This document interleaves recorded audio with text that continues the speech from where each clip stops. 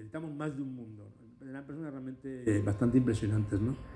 Y bueno, aquí tengo para terminar una diapositiva del mapa de Almeida donde se ve una vexin, o sea, una visinio, con su traje muy parecido a los que tienen ahora, y un monje, o sea, un monje jesuita con la cruz y su...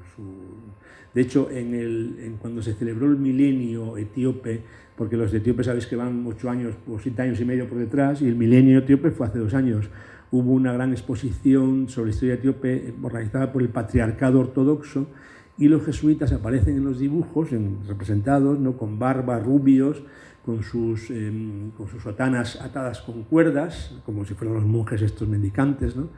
Y aparecen siempre de perfil, ¿no? En todos los dibujos etíopes, los personajes que aparecen, esto no, porque esto está hecho por europeos, ¿no? Ese dibujo, desgraciadamente, no pude, me quitaron la máquina de fotos en la entrada, no pude hacer una sola fotografía, desgraciadamente, ¿no? Entonces, los dibujos etíopes, cuando alguien aparece de perfil, es malvado, ¿no? Son malvados. Cuando aparecen de frente, son buenos, ¿no? Entonces, los jesuitas siempre aparecían de perfil, ¿no? Pero bueno, bien, este es un tema de historia etíope, que quizás os caiga un poco lejano, ¿no?, o no conozcan muy bien, historia africana, pero que es interesante y en el cual, bueno, España está participando modestamente con esto que habéis visto, ¿no? Y nada más, muchas gracias.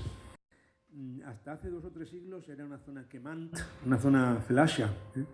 Los felashas eran grupos de cristianos, a veces me sale católicos, pero es cristiano, no son católicos, o sea, de cristianos etíopes que tenían unas costumbres muy judaizantes, ¿no? Eran muy judaizantes e incluso, bueno, muchos de ellos se consideraban o se consideran todavía judíos, ¿no? De origen judío, o sea, que habían llegado de Israel. Efectivamente, hay judíos en Egipto, como sabemos, en la época antigua, en la época faraónica, ¿no?, toda la historia de Moisés. Hay judíos, hubo judíos al sur de Egipto, en la zona de Asuán, o sea, muy lejos de Etiopía, pero bueno, siguiendo el Nilo no está tan cerca, no está tan lejos, perdón. En la época del Imperio Romano.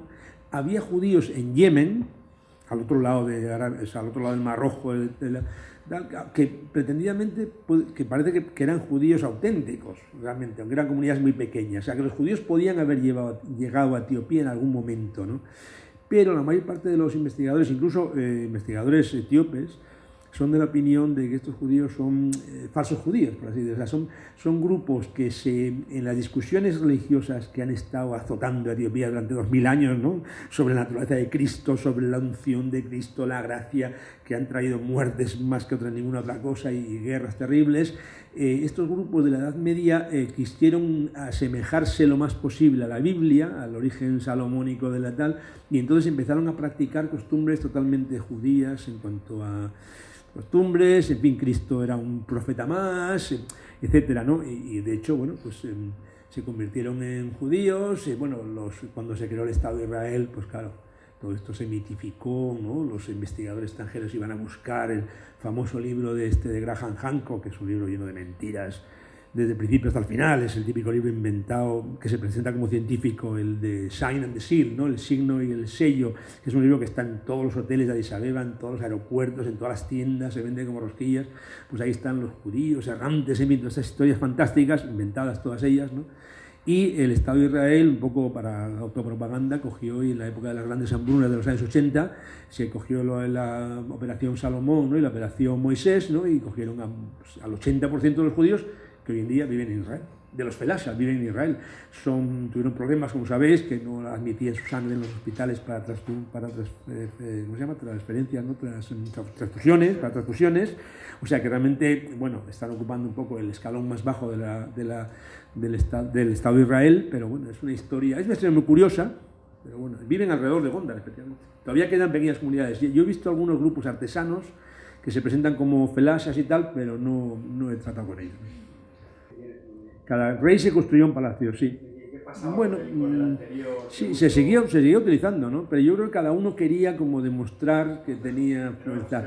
No se sabe muy bien las razones, o sea, realmente yo creo que era un poco para dar. De hecho, es curioso porque si tú miras el Palacio de Fasílidas por atrás, te das cuenta de que tiene 4 pisos, porque en la parte de adelante solamente se ven 3, en la parte de atrás se ven 4, y lo ves, te parece el Empire State, vamos, o sea, es una cosa impresionante que incluso ya en el siglo XVII aquí debe ser algo que a la gente le debía hacer temblar, ¿no?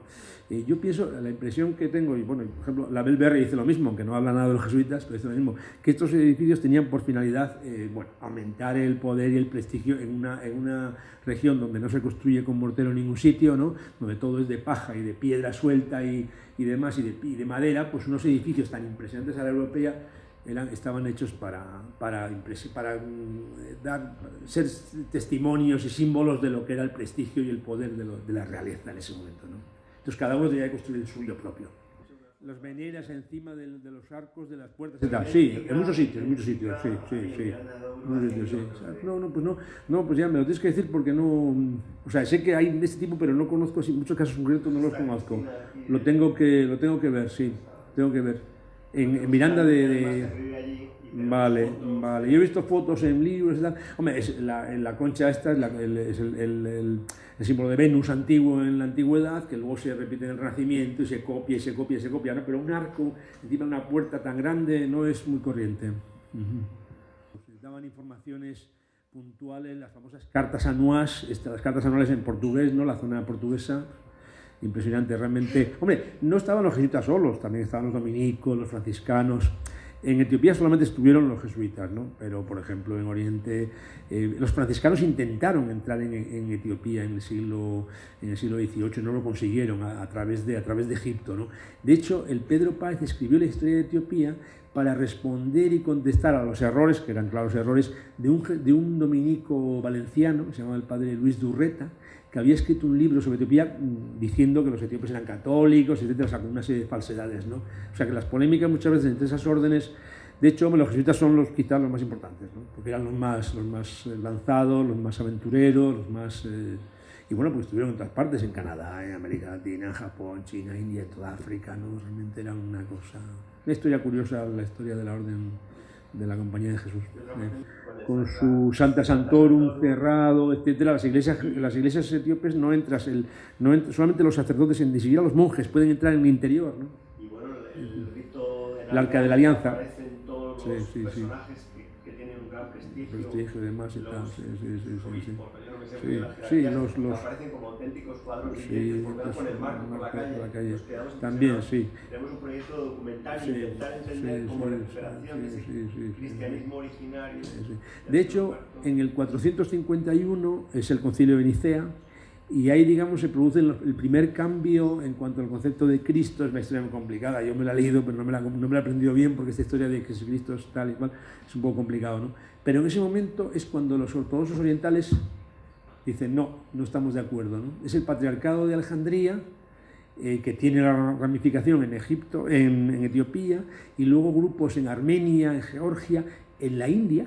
Hay grupos cristianos en la India de la época anterior, había la famosa...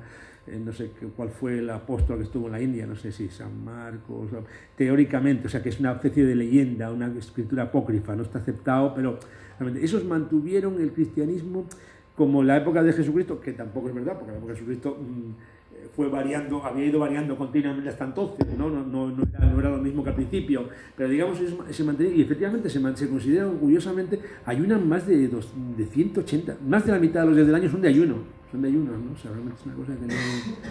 Y tienen un orgullo tremendo, claro, eso les da... se piensa uno, cuando a Haile Selassie, aparte no se consideran africanos, todavía este invierno me decía una chica, nosotros no somos africanos.